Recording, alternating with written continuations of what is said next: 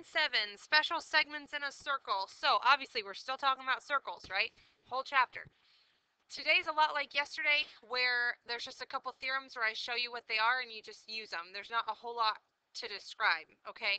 So theorem 10.15, I don't believe you have words on yours, but that's fine, I do. You just look at the picture, which one does it look like? But here's the words. If two chords, you guys know what a chord is by now, intersect in a circle, then the products, what's product? Multiplication, right? Then the products of the lengths of the chord segments are equal. What that means is this times this equals this times this, right? So A times B equals X times Y. Everybody okay? Okay.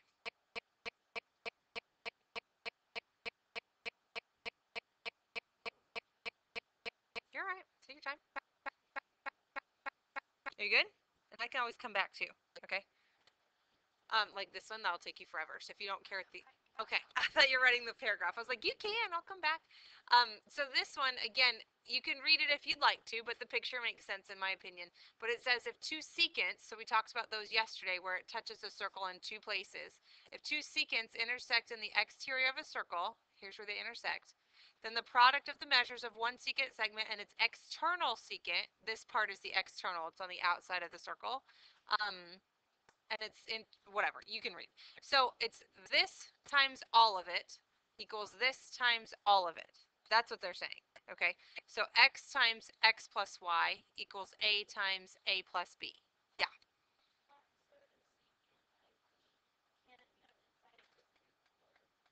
Secant is supposed to touch a circle in two places. It's supposed to be a line, a segment, or array, I believe, if I remember correctly. So it has to, if it didn't have this outside part, it would not be called a secant. It would be called a chord. But because at least one side went all the way through, that's why it's a secant. Okay? Is that okay? The picture okay? All right. On this one, same concept, but this time, so we still have our x times the x plus y. It's going to be a times itself because there wasn't anything else there, right? So a times itself is a squared. Is everybody okay? Okay. So we're just going to see which picture this looks like. It says find x to the nearest tenth, assume that segments that appear to be tangent are tangent. So does this look like theorem 10.15, 10.16, or 10.17?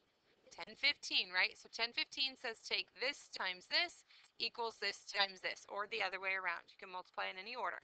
So I'm going to say 3 times 10 equals 6 times x. So it's obviously 30 equals 6x divided by 6, and x is 5. Does that make sense? Does it make sense that x is 5? Yeah, so what I'm saying is not does the number make sense, but obviously if this is 6, 3, 10, and we got like 1,000,002, maybe we messed up.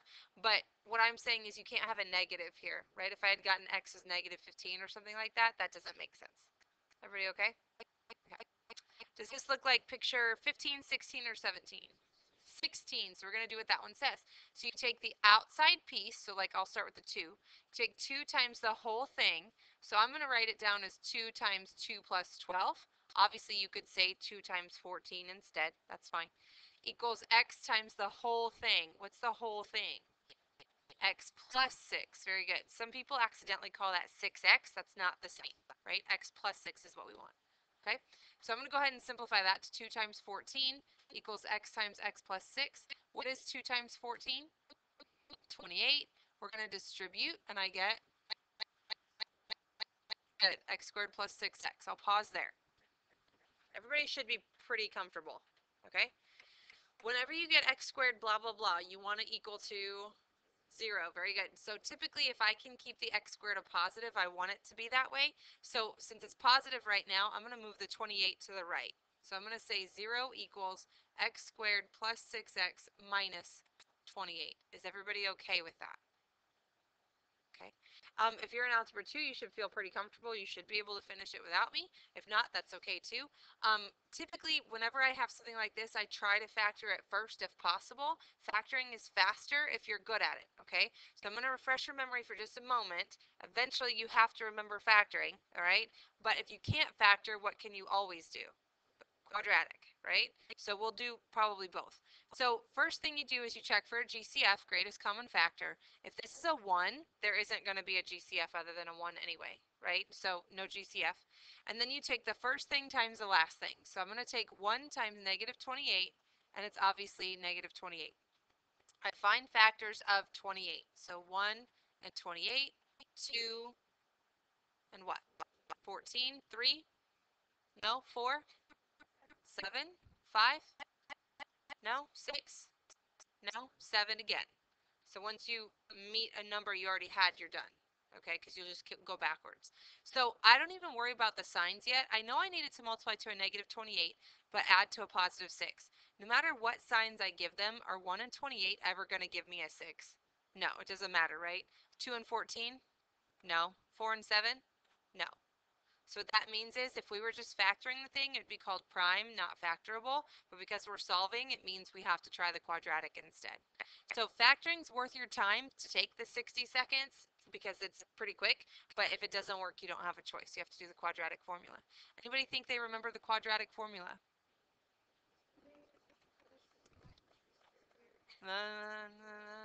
Yeah, those all sound right. Yeah, good. Negative b plus or minus the square root b squared minus 4ac all over 2a. Okay? If you guys would like to come up with a song, a rap, a poem, a cheer, whatever to help people remember that formula, that would be an extra credit project. That would work. Okay? So we're back up here. All right? This didn't help us. It didn't work out. It didn't factor. So what's A? 1. What's B? 6. What's C? Negative 28. Everybody good? So all we're going to do is plug and chug. We're going to substitute, and we're going to figure it out. Okay? So x equals negative b would be negative 6 plus or minus square root b squared minus 4ac all over 2a. And I'll wait. All I did was substitute a, b, and c into the quadratic formula. Okay? From here, it is imperative that you guys bring your own calculator that you're comfortable with. Okay, a cell phone, this is not so fun on a cell phone, right? So if you guys have graphing calculators, you could plug this whole thing in as a fraction. If you've forgotten, it's your alpha y equals. If you have I don't see any, but if you have the calculators where you can put a whole fraction in, you could put this whole thing in. Obviously, you can't do the plus or minus. None of the calculators do that, even the $100 ones. So you have to do your plus answer first and then your minus answer. You have to do it 2 separate times. If you don't have a graphing calculator or a calculator that does fractions, that's okay too. We can plug this whole thing in, but when you do the numerator, most of your calculators want you to hit equals before you divide by that too. I personally don't put it in my calculator until I have that square root down to one number. For me, I just do the math on my own first, but you do what you want. So I'm going to say negative 6 plus or minus 6 squared is 36, right? I have a negative times a positive times a negative. What sign is all that going to get? A positive, right? I take 4 times 28. I don't know what that is. 4 times 28. What is it? 112, yeah. And then I combine those two, the 36 and the 112. So what is 36 and 112? Minus root 2. Where are we at? Yeah, 148. Okay.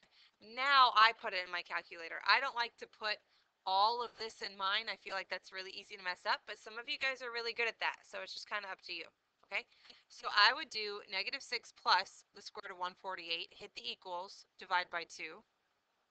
And I think it said round to the nearest tenth. So I'm going to go ahead and tell you what you should get, and then I'm going to walk around in case this isn't working for you. You should get 3.1 when you do the positive, and you should get negative 9.1 when you do the negative. You really do have to plug it into your calculator. I'm going to walk around. If it's not working, you show me which way you're trying to do it, and I'll show you where you're messing up. So do the positive and the negative, okay?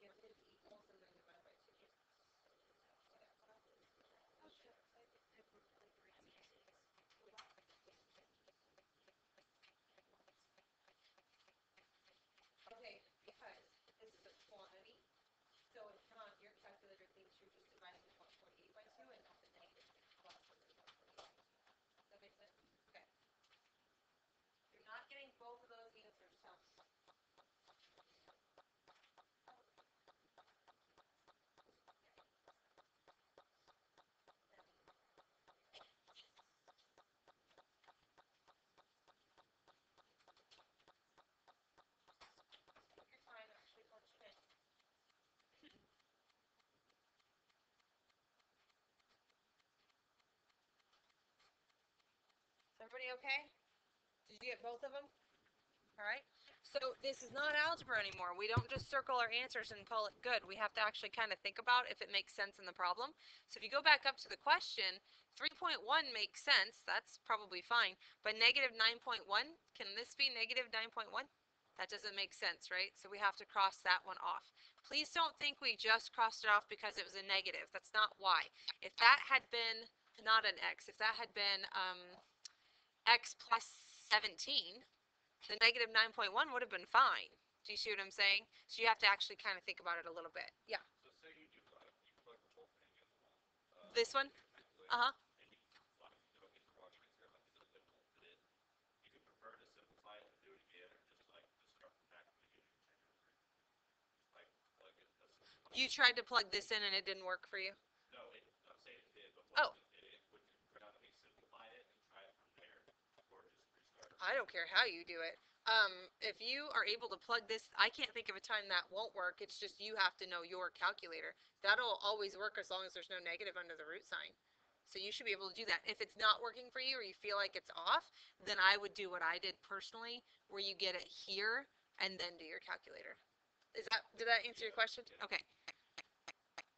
All right, number 17. Which picture does that look like? 15, 16, or 17? Looks like 10, 16 again, right?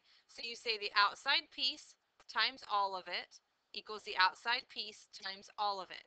Okay, so I'm going to say x times x plus 2x equals 8 times 8 plus x plus 4. Take a moment and look at that. That literally is the theorem. I said the outside times all of it equals the outside times all of it. Does that make sense to you guys? Okay. So what is x plus 2x? 3x. And then 8 times 8 plus 4 is obviously 12 plus x. Okay. What's x times 3x? 3x squared. Wait, did you not distribute the 8 to the 8? I don't distribute until I have it as simplified as possible.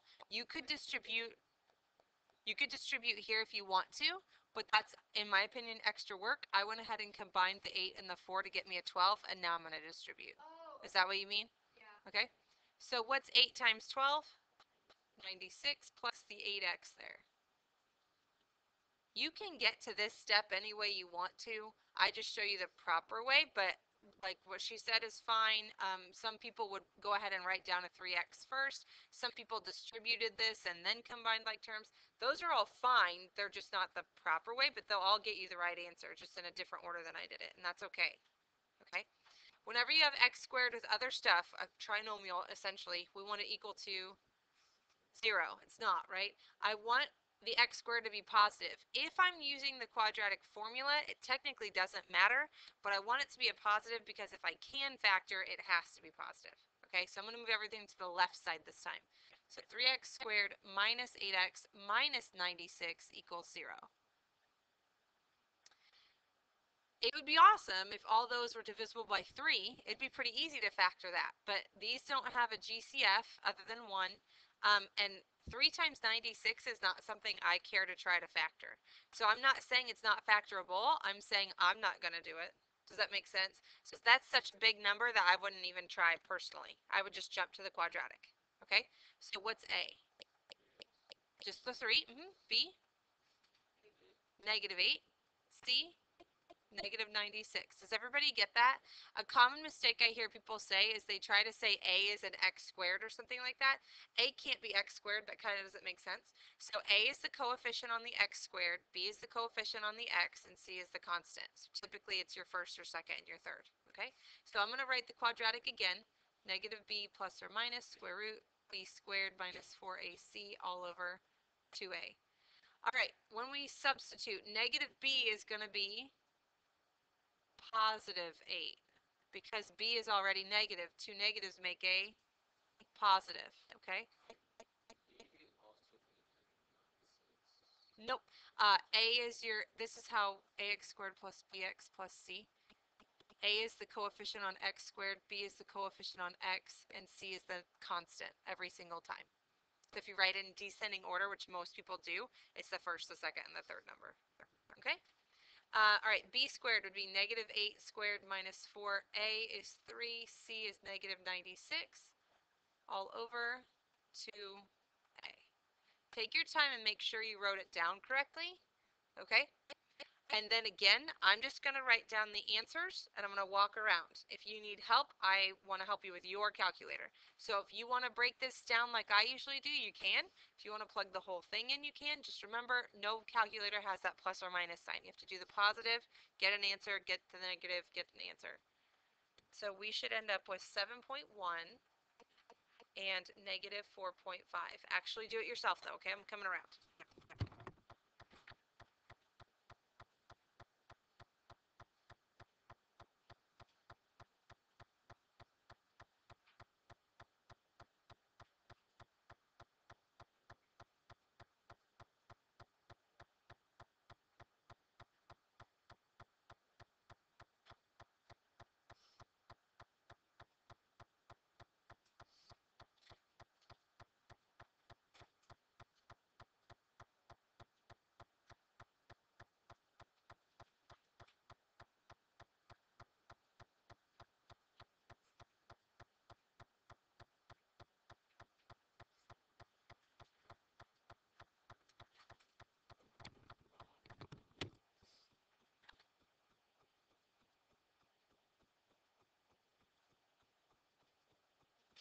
If you get the positive, go ahead and do the negative.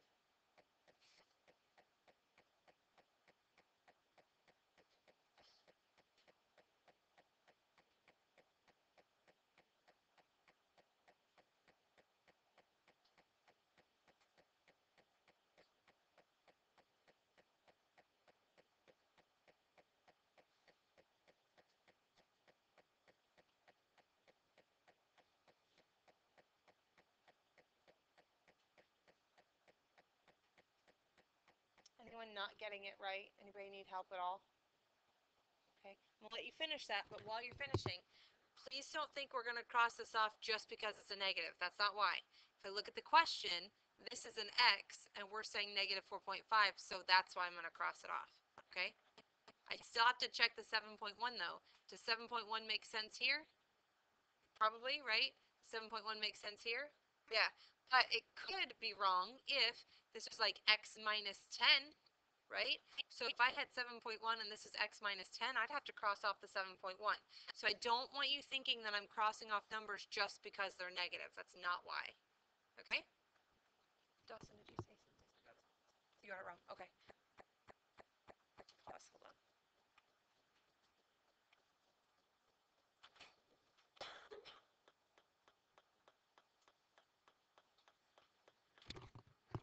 So in this last one, like I just told you guys, I want you to at least try to set it up. Try to write something down. That is a 6. Yep.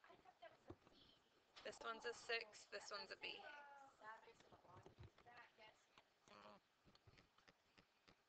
It would have been doable either way. This is like both pictures. This is like 1015 and 1017. It's like two pictures in one.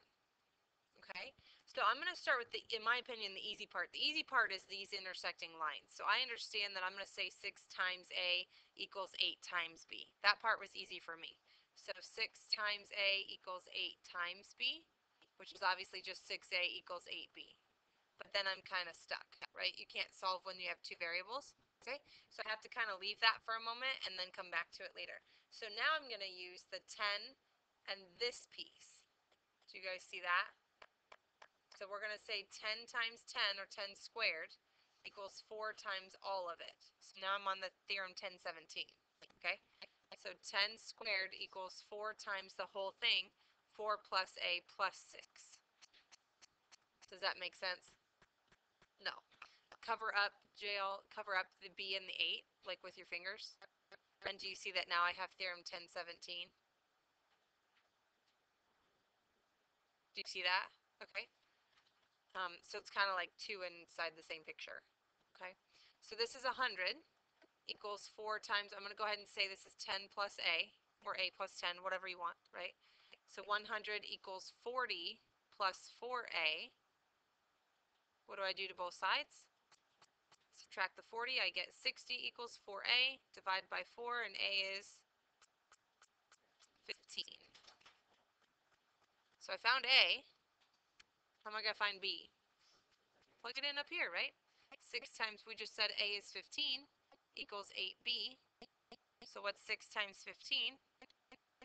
90 equals 8b. Divide by 8, and it said round to the nearest tenth if necessary. So b is 11.3. Are we okay?